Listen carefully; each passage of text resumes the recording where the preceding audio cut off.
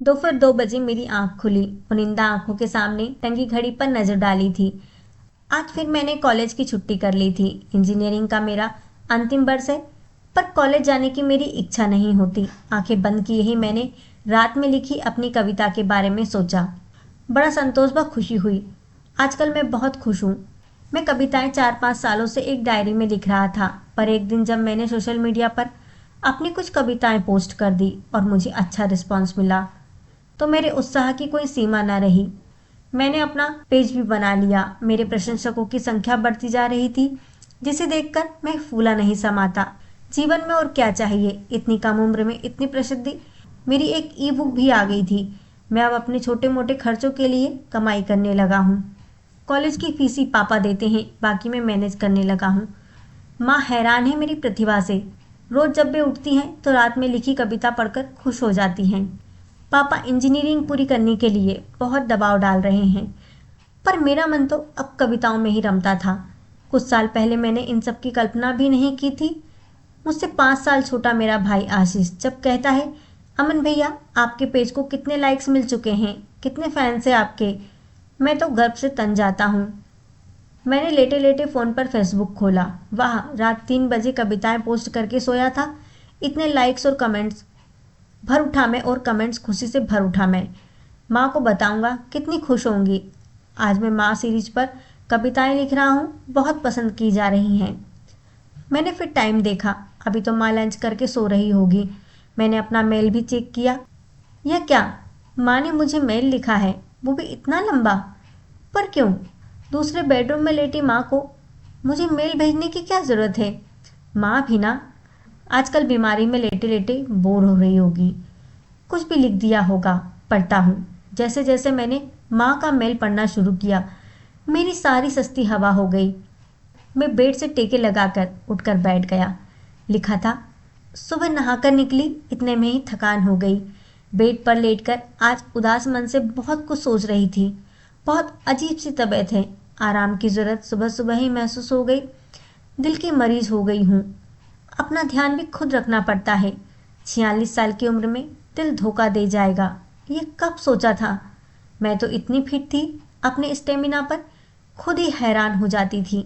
अब लेटी तो पिछले महीने की वो रात याद आ गई, जब 1 बजे सांस लेने में परेशानी हो गई थी।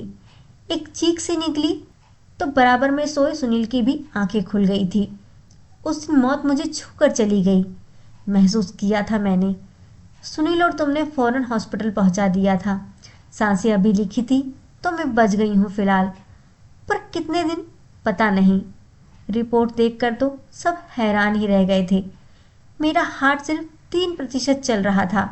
डॉक्टर ने कहा है अगले 3 महीने निकल गए तो पेसमेकर लगा देंगे। ठीक है, अब जैसा किस्मत में होगा हो ही जाएगा। तुम और आशीष मुझे रेस्ट करने के लिए कहते हो। डॉक्टर ने भी थका देने वाला काम मना किए हैं। सब परिचित रिश्तेदार देखकर आकर वापस जा चुके हैं। खाना बनाने के लिए अच्छी मेड नहीं मिली। बस साफ सफाई करने वाली रमाबाई से मिलकर काम चला रही हूँ। लेकिन आज तुम्हें बताना चाहती हूँ कि इस गृहस्थी को संभालने में मैंने सालों लगा दिए, पर आज मेरी जरूरत के समय मुझे तुम लोगों की जिस केयर और सहयोग की आशा थी, वह मैं तलाशती ही रह जाती हूँ। मैंने आज सुबह फेसबुक देखा तो तुम्हारी रात की लिखी हुई कविता दिखी। काफ़ी लाइक्स और कमेंट्स थे। तुम रात भर जागकर कविताएं लिखते हो, दिन भर सोते हो। तुमने अपना अजीब सा रूटीन बना लिया है। बातें भी खूब बड़ी बड़ी करते हो। आज तुम्हारी माँ सीरीज की कविता मैंने भी पढ़ी तो मुझे व्यंगपूर्ण हंसी आ गई। माँ के त्याग ममता से भरी कविता, पर यथार्थ की दुनिया में तुम्हारे जीवन में तुम्हारे लफ्जों में क्या मायने हैं। कल मुझे कह रहे थे, माँ मैं आजकल मदर की फीलिंग्स पर सीरीज लिख रहा हूँ, आपको डेडिकेट करूँगा। मैंने प्रत्यक्ष खुशी दिखाई। माँ हूँ ना, मेरा काम ही है बच्चों की खुशी में खुश रहने की कोशिश करना। पर मन आहत है मेरा, क्योंकि सच तो यह है कि मुझे इस समय तुम्हारे बड़े बड़े शब्दों से पिरोई हुई कविता नहीं, तुम्हारा प्यार और साथ चाहिए। इस समय मुझे माँ सीरीज में ऑनलाइन प्यार नहीं, मेरे तन मन को अपनी देख रेख से सुकून पहुंचाता, मेरी बीमारी में मेरा ध्यान रखता हुआ बेटा चाहिए।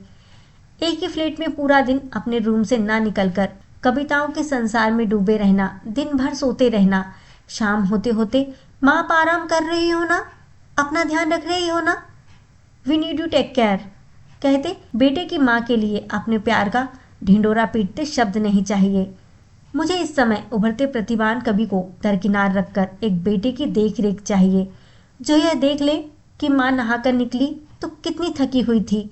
मुझे कुछ फल या जूस दे दे, मेरे हाथ में मेरा टॉवेल लाकर तार पर टांग दे, मुझे जबरदस्ती लेटा दे।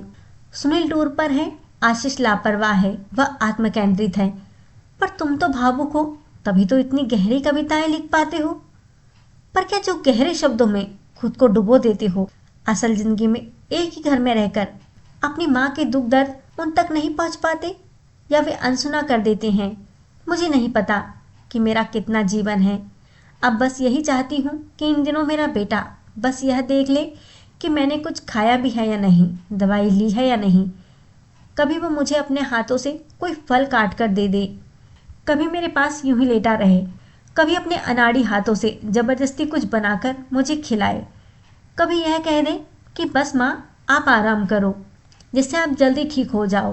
काम तो हम दोनों भाई मिलकर कर लेंगे, लेकिन तुम दोनों तो अक्सर सोए रहते हो या लैपटॉप पर होते हो। डोरबेल बजने पर भी मैं ही उठती हूँ। तुम्हें पता है कभी कभी तो मुझसे उठा भी नहीं जाता। मन अपने बेटों को आवाज़ देता रह जाता। तुम्हें आहत नहीं करना चाहती, पर अगर तुम्हें दूसरों के दिलों की, उनकी भावनाओं को जानने वाली रचना लिखनी है तो पहले उन्हें महसूस करना होगा। तुम्हारी माँ पर लिखी कविताएं मेरे दिल को नहीं छूती। मैं उन्हें शब्द समझकर पढ़ती हूँ और भूल जाती हूँ, तब वे किसी और को क्या छू पाएंगे। ऊंचाइयों को छूने के लिए अभी भी तुम्हें अपनी ठोस पकड़ बनानी है, शाब्दिक नहीं, यथार्थ की दुनिया महसूस करनी है, अपने आसपास की दुनिया के दुख दर्द महसूस करने हैं। क्या तुम्हारे शब्द पाठक छू पाएंगे?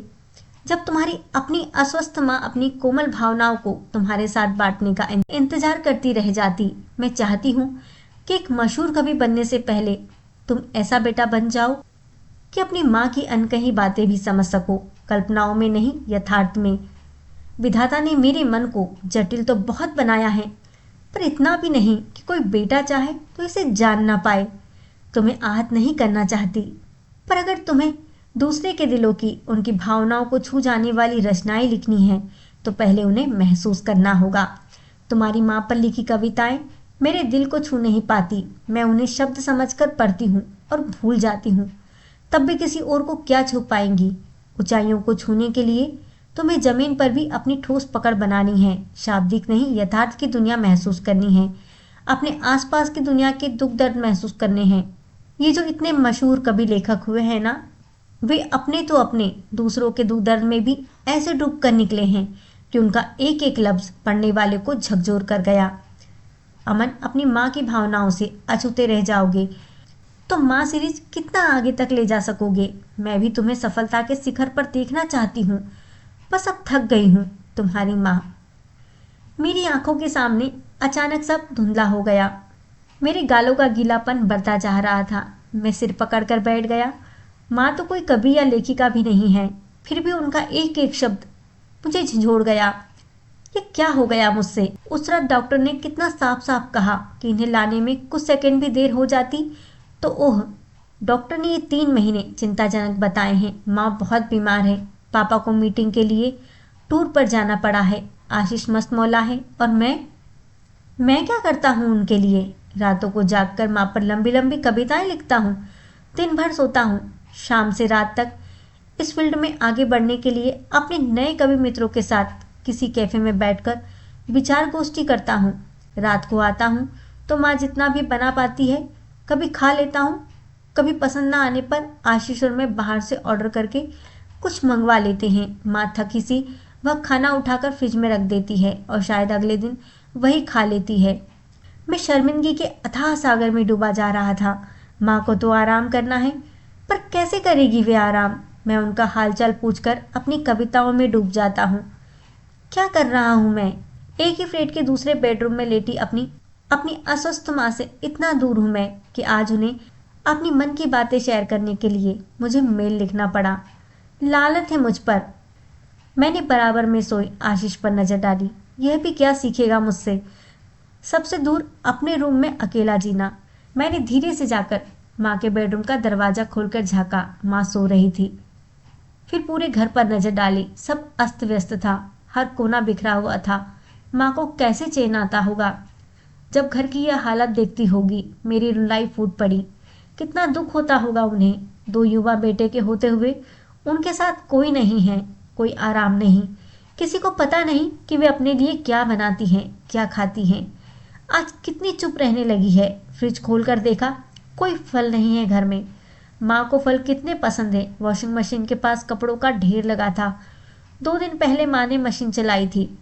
कपड़े सुखाने में ही हाफ गई थी माँ। मुझे याद आया जब शाम की माँ थकी सी हाथ में कपड़े लेकर अचानक चेयर पर बैठ गई थी। मैं उस समय माँ पर ही कविता लिख रहा था। मैंने क्यों नहीं उनके हाथ से कपड़े लेकर उन्हें लेटा दिया। माँ के मेल का एक एक शब्द मेरे दिमाग में हथौड़े की तरह बज रहा था। फ्रेश होकर मैंने उनके लिए उनकी पसंद की अदरक वाली चाय बनाई। पहली बार इस बीमारी में उनके लिए कुछ किया। मैंने एक गिलास पानी लिया, चाय, कुछ बिस्किट ट्रे में रखे और उनके रूम में पहुंचा। मेरी आहट से माँ ने आंखें खोल दी। माँ से नजरें मिली तो खुद को रोक नहीं पाया और ट्रे एक तरफ रखकर उनके पास लेटकर उनसे लिपटकर जोर जोर से रो पड़ा। मेरा रोम रोम सॉरी कह रहा था। माँ तो माँ है ना, सब समझ गई थी। उन्होंने जैसे ही मेरा सिर सहलाया, मैंने भी महसूस कर लिया कि माँ ने मुझे माफ़ कर दिया। वे समझ गई कि मैं अपनी गलती महसूस कर चुका हूँ। उनके पास अपनी दुनिया में खोया हुआ एक कभी नहीं उनका बेटा लेटा था। वे यही तो चाहती थी, बस इतनी सी बात मैं समझ नहीं पाया था। हम दोनों ने एक शब्द भी नहीं कहा था, पर दोनों एक दूसरे की भावनाएं महसूस कर रहे थे। इस मौन में बड़ा स्नेह था, शांति थी, ममता थी। मैं इस मौन से अभिभूत होता चला गया था। हम दोनों के ही आंखों से माँ बेटे के प्रेम की अविरल गंगा की गंगोत्री जैसे निशब्द बहती चली जा रही थी।